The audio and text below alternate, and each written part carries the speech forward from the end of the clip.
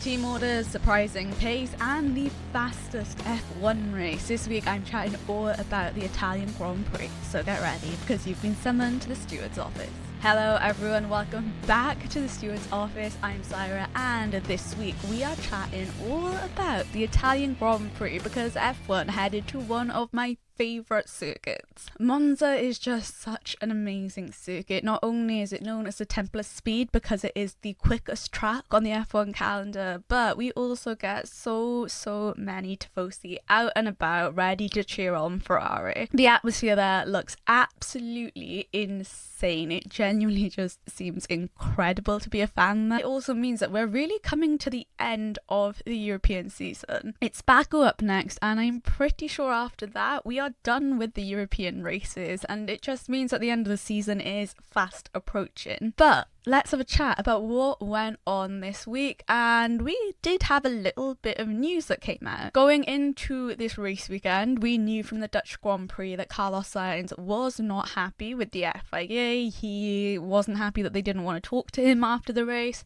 and he definitely wasn't happy about the penalty he was given for an incident with Liam Lawson. Well, Williams have gone into the weekend and said that we've put in a right to review and basically a protest against that penalty. We think we've got enough evidence that we've collected, we've looked at different camera angles and telemetry and all the rest of it, and we want to bring this protest and this review to the FIA to see whether or not that penalty was fair and if it should actually be upheld. As far as I know at the moment, and it is like a Monday afternoon, we haven't heard anything about this yet, but we will see how it goes. I can't lie, I don't see this going very far. I feel like a lot of right to reviews and protests and everything, they don't tend to get anywhere. And that's not me saying that Williams don't have a point, or that Carlos shouldn't have had a penalty or should have had a penalty. I just feel like the FIA really do sort of stick to what they have opted to go for when they've given a penalty,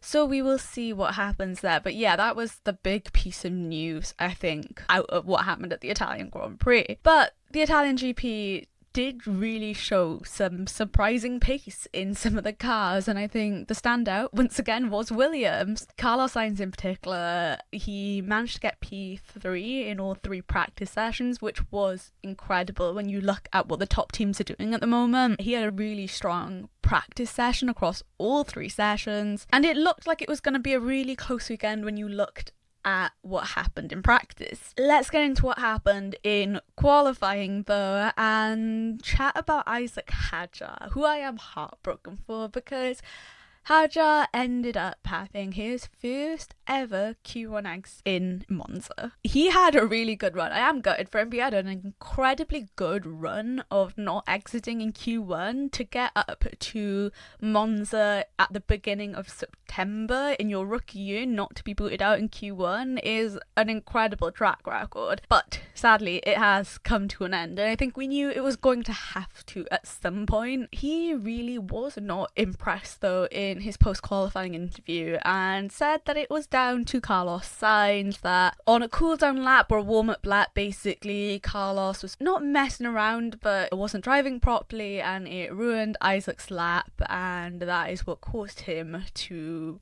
be out in Q1. Bear in mind, the stewards didn't investigate this, they didn't note it or anything, but Isaac Hadjar felt like it was Carlos Sainz that ruined his chances of getting into Q2. It also was not a great qualifying for Aston Martin, who over the last couple of races have seemed to show pace that they didn't have at the beginning of the season. And I can't lie, I kind of had a feeling this wasn't going to be consistent for the rest of the season. We had Lance Stroll out in Q1 and Fernando Alonso out in Q2. So it is peaks and troughs with Aston Martin at the moment, and we'll see what happens. Lando Norris had a little bit of a scare when it came to qualifying. He ended up locking up on his first fast lap attempt in Q2, basically wrecked a set of soft tyres, had to put on a new one, but obviously then had less of a chance to get in a good lap compared to the other drivers. He did manage it, but to be fair, him and a lot of other drivers were struggling in terms of ending up in the gravel or locking up their tyres. And for Williams, who seemed to lose all the pace they had when it came to qualifying, and we've seen this happen with them a couple of times. We ended up with Carlos and Alex in P14 and P13, and I think really looking at Carlos Sainz in particular, I would have expected him to get into Q3 quite easily. But Alex said it was really down to tyre preparation and a lack of tyre preparation, how the car sort of responds to the tyres. And he said this in previous qualifyings as well. It just seems to be a really big issue with the Williams car at the moment. Obviously something that they'll try and look at fixing next year, especially because the pace looked so good. It is gutting that tyre prep is causing them issues and getting them knocked out earlier than they should, really. But it was Max Verstappen who took a kind of surprising pole position. Pole position and qualifying in general for me was really close, and I didn't know who was going to end up where because the field was really, really tight and people were getting eliminated just on the cusp of getting into the next session. And it's not that I didn't expect Max to do well, but I think in general with Red Bull at the moment, they have struggled at times to have a car that can be put on pole or can win a race. Thought it was going to be one of the McLarens in all honesty, and I think a lot of people going into this weekend would have thought the same thing. But Max managed to pull out a pretty magical lap to get a pole position and start on the front row. Then it was Lando, Norris and Oscar Piastri. After that was Charles Leclerc. So we had one Ferrari that was going to be starting in P4. Lewis Hamilton would have started in P5 but had to serve a 5-place grid penalty from the Dutch Grand Prix for a yellow flag infringement, but not the performance in quali that Ferrari would have wanted from either of their drivers. But I don't think there was a whole load more pace for them to find, to be fair. I don't think it was driver error, it was more a car limitation. But let's move on and have a chat about the actual race. And like I mentioned, this was the shortest ever F1 race, and it normally goes to Monza anyway because of how quick it is, but the drivers did break a record this year.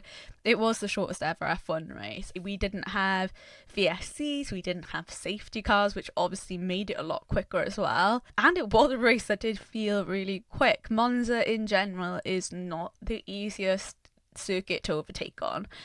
And I feel like that almost sounds counterintuitive because Monza is also the quickest track on the calendar, but because of the setups that are needed at Monza to get those speeds, and it's a really low downforce setup, it can be really, really hard to overtake, and the DRS zones aren't always super helpful. You'll find yourself just getting stuck in turbulent dirty air most of the time. But before I have a chat about the championship leaders, let's have a chat about the race winner, who was Max Verstappen. Now, he had said after the Hungarian Grand Prix that there was no way Red Bull were winning another race during the 2025 season. The car was not fast enough, it wasn't suited to a lot more of the tracks left on the calendar. Max not only ended up winning the Italian Grand Prix, but also ended up with the lap record around this track. And it was just a day where everything clicked into place for him. It was really, really reminiscent of the Red Bull we've seen in the last couple of years from 22 and beyond that we haven't really seen this year. And Max just had really great control of the race. He built up a huge lead. He also won with the biggest lead that we've seen so far this season. I don't necessarily know if Red Bull were expecting that this weekend. I certainly wasn't, but it was a great day for Max Verstappen and for Red Bull. And you could see on Max's face how chuffed he was with that win, going up to get the trophy on the podium, and seeing Tifosi really supporting him as well. There was some drama going on behind him, and it's time to chat about the championship leaders. And look, when you have two teammates who are battling for a championship, you know there's going to be a little drama as the season goes on. There's, I don't think, any way to really escape it, especially when the championship is quite tight. And I think realistically McLaren are not helping this, because the drivers themselves, when you look at Lando and Oscar, there doesn't seem to be a lot of tension between them, if any, and we don't know what happens, you know, in debriefs after the race and all the rest of it. But to be fair, on the outside they seem to be really respectful of each other and they both want to win a championship, but they're not being disrespectful to each other about it. McLaren, on the other hand, are really not helping matters. So they really went long on the medium tyres with both of the drivers. Lando was in P2, Oscar was in P3. They talked to Lando about pitting onto the softs, same with Oscar, and Lando says, you know what, pit Oscar first so he can protect his lead against Charles Leclerc, who is in P4 behind Oscar. And the team said, yeah, that's fine, there's no risk of an undercut or anything, you will still be able to come out in front. Normally what happens when you have two teammates that need to pit is that first driver, that lead driver, gets preference. They'll be the ones to pit first. So Lando and the team were playing the team game in terms of making sure that Oscar could still keep P3 against Charles Leclerc and wouldn't end up behind him or anything like that. That wasn't a problem at all. Oscar went into the pits. It was a 1.9 second stationary stop, so it was a sub 2 second stop, really, really slick and quick. Got back out, was ahead of Charles Leclerc, no problem. And then they eventually brought in Lando Norris for his set of soft tyres. Only his pit stop, the stationary pit stop time, was over 5 seconds. It was an issue with the pit crew. Again, like the Dutch Grand Prix where they had an issue, wasn't anything that Lando could do about it. He had gone back on track behind Oscar Piastri, which was not what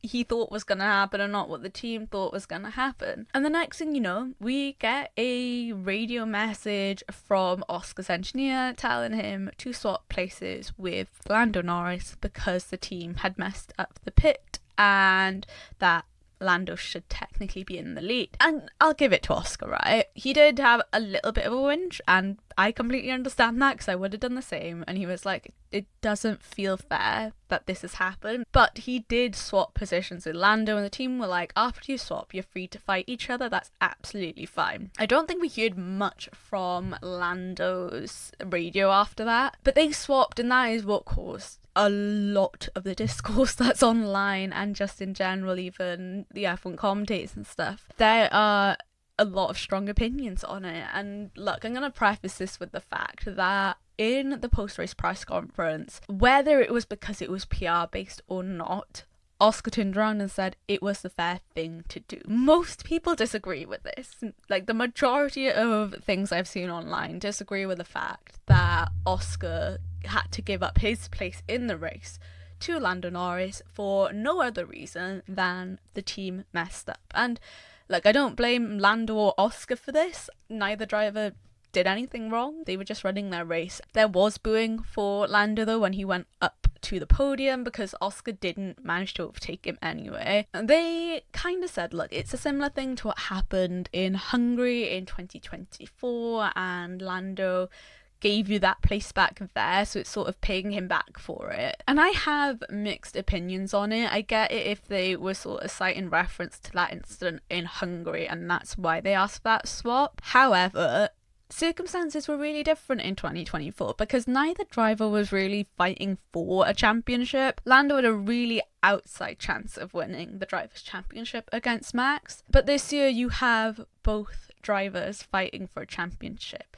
with not a lot of points in it. So I do think that is something that McLaren really should have looked at because, okay, they couldn't have predicted that Lando was going to have a slow stop. I'm not saying that, but they also should know that there will be times where situations might happen where you think, oh, this driver should give a place back, or papaya rules and McLaren rules of how they go racing when they're on track and all the rest of it. I think what I'm struggling with here is playing the team game at this point makes no sense to me. More than likely, McLaren will win this Constructors' Championship. What the drivers, I think, should be focusing on and probably focusing on more at the moment is their individual Drivers' Championship. And as they should, because whilst McLaren are by far in the lead compared to all of the other teams, that Drivers' Championship seems like it's going to go down to the wire. It looks like it'll head down to Abu Dhabi or at least one of the last races. And to have that interference from the team about which driver should be where and, you know, should a driver let another driver pass is slightly artificial. And the chances are not just this season, right? Although it could happen again this season, something similar, but in seasons that are gonna come up, that if McLaren have a strong car and the drivers are fighting for a championship again, they really need to figure out what they want to do, because on top of all of that, this year it's just those two drivers. Next year we might see the Red Bull back in the mix, Ferraris, the Mercedes, we don't know, and that complicates things even more. So I look at McLaren and I'm like, yeah, this really is something they need to sit and chat about, because it's not the first time in the past 2 seasons where McLaren team orders really have been questioned, and it sort of sets a precedent. Okay, well, if something happens to me in the pits and I have a slow pit stop, the other drivers just make way for me, right? Or if something does happen that's out of my control, or another driver clips me or something, that's not my fault. So if I've lost time or lost a place to my teammate, I should be given that place back. And that's not a great precedent to set for your drivers. So we'll see what happens. Elsewhere, championship leader-wise, on the constructor side of things, we have Ferrari that have managed to open up a 20-point gap to Mercedes for P2 in the championship. So they are slowly extending their lead. It is something they're going to still keep an eye on for, especially after that double DNF in the Dutch Grand Prix. For Ferrari, I mean, by Monza standards, this was not great for them. Okay, they ended up finishing in P4 and P6. However, by this season standards, that is pretty good, considering it's not a double disqualification or a double DNF, both of which have happened this season. And it is wild to say that they have managed to finish ahead of Mercedes in the constructors so far,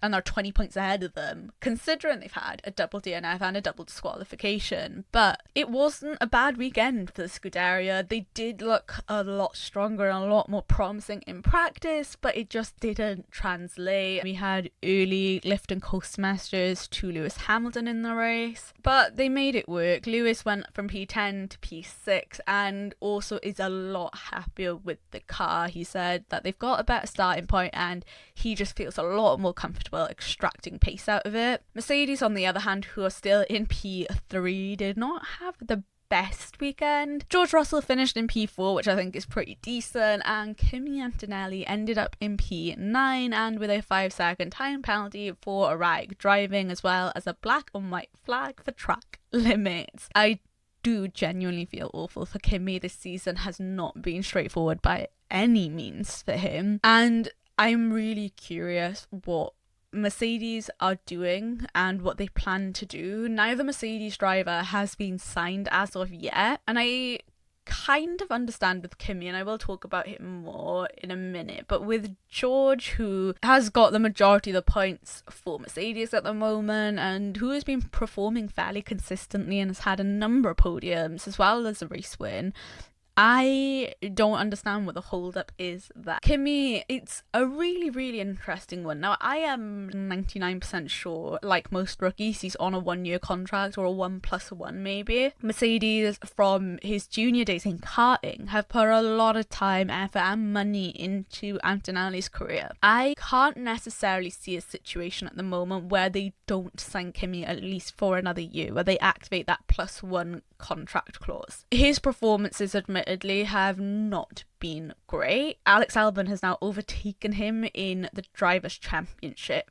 and Alex and Gabriel Bortoleto finished ahead of him in the race. I'm really curious where Mercedes go from here with Kimi and where the improvement comes in for 2026 if they opt to sign him, because I kind of look at probably Gabriel Bortoleto in particular, who did not have a great start to the season. Even though the car was bad, his driving and learning about that F1 car, you could tell it needed some work. But as the season has progressed, he's learned a lot more and has adjusted to the car and figured out what way works for him and has been doing a brilliant job. With Kimi, I'm kind of waiting to see that cornerstone moment, that sort of aha moment where everything clicks for him and he feels confident with the car, and we aren't getting it yet, and we're nearly at the end of the season. And like I said before, there have been moments where it has been amazing for Antonelli, but it hasn't been enough of those moments, I think, and it hasn't been enough of what people were expecting. So I'm just really curious what the plan is for Mercedes with him. Let's have a quick chat about the midfield battle, though. Only I can't lie, it probably won't be that quick, because there are a couple of people in the midfield that I want to chat about. Because like I said, it was a close race overall. Race pace for all the drivers was actually really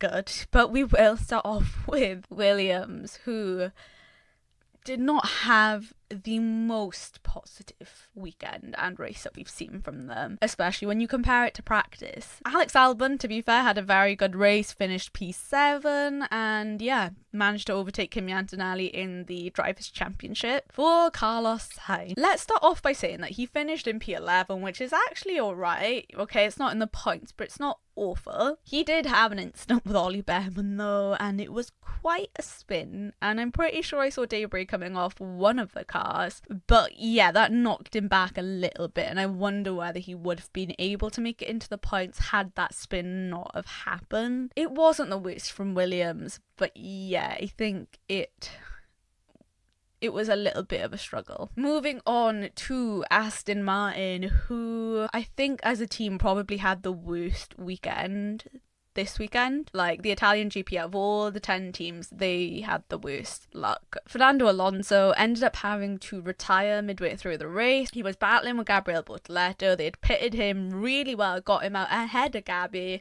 He had gone over one of the sort of serrated bumped curbs and had suspension failure and had to retire. And let me tell you, Fernando Alonso, not happy on the radio with that. He has just had some awful luck this season, to be honest. And I'm kind of not surprised that this was just another thing that he was unhappy about. And it wasn't any better with the other Aston Martin that was left in the race. Lance Stroll ended up finishing in P18 as the last of the runners. So for Aston Martin, who were coming off the back of some really good weekends, this was not good for them at all. Ollie Behrman also did not have a good weekend. Even though this was a close race, I feel like a lot of people came away unhappy. Ollie ended up with a 10-second time penalty after that incident with Carlos Sainz, where he was deemed to be at fault, and on top of that he was given 2 penalty points, and that takes him up to a total of 10, and he has another 2 before he reaches a race ban. First set of points expire in November. I think it's like the beginning, November 2nd. He has to hope that he has some clean races until then, otherwise there is a chance that he will end up race ban in his rookie year. So it's not great. Nico Rosberg was saying, I don't think Ollie should have been given that penalty. I don't think it was deserved. I think Carlos should have left him more room, but it is what it is now, and yes, 10 penalty points is a little bit risky to be on. For Sauber, it was a bit of a mixed bag. Nico Hülkenberg did the formation lap with the rest of the cars and then got told to box and retire the car. He couldn't even take the starting grid and the lights to go, so he was registered as a DNS, but for Gabriel Bortoleto, it was a much better weekend, and the team managed to come away with some points because Gabby finished in P8, and he's really showing all of the talents and why he was able to win F3 and F2 back to back. And finally, finishing off with Isaac Hadjar. Now, both Isaac Hadjar and Pierre Gasly in the Alpine had to start from the pit lane for braking park firming, and with Isaac it was a change of engine. Both of them start from the pit lane. Pierre Gasly finished in P16, but Isaac Hadjar had managed to get himself into P10 and into the points, which honestly, absolutely brilliant work from him to have that clean race as well, to get into the points without any incidents or him having to DNF because of an incident. My concern is that Red Bull are going to start to get a bit too interested in pulling him up to the main team next year, which honestly right now is the last thing I want, and I think people who are fans of Isaac Hadjar would agree to me. Now, I want to see him in that seat eventually, of course. He's still in his rookie year though, and that second seat is cursed. I don't want to see anything that's going to end up ending his career early or breaking all this momentum that he's managed to build up. But we will have to wait and see what happens with him there. I think it's a weekend break now, just with one weekend before we go to Baku, where I am also a little bit concerned for Ollie Behrman. It's not an easy track, and I am worried that he might get another 2 penalty points. I think McLaren will be more on form at this circuit. I think they'll go back to being quite quick and dominant here. Not sure where the Red Bull's going to place. Maybe they've unlocked something in the car. It does seem more circuit specific at the moment, but we will wait and see what happens there.